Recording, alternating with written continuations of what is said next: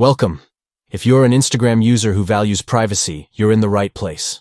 Today, we're diving into how to prevent people from sharing your Instagram story in a direct message. That's right. With just a few quick steps, you can maintain control over who sees your content and how they interact with it. So, without further ado, let's get started. First, grab your Android device and open the Instagram app. It's an essential part of your daily sharing routine, and it's time to refine your privacy settings.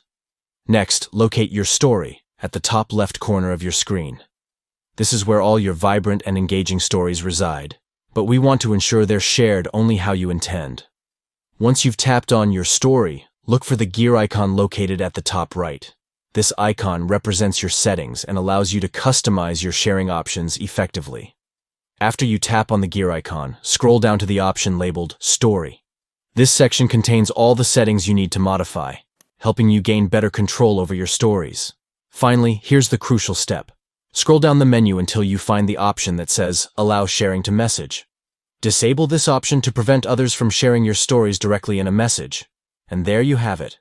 By following these few simple steps, you've successfully safeguarded your Instagram stories from being reshared in private messages. Enjoy the peace of mind that comes from knowing your content is viewed only by those you choose.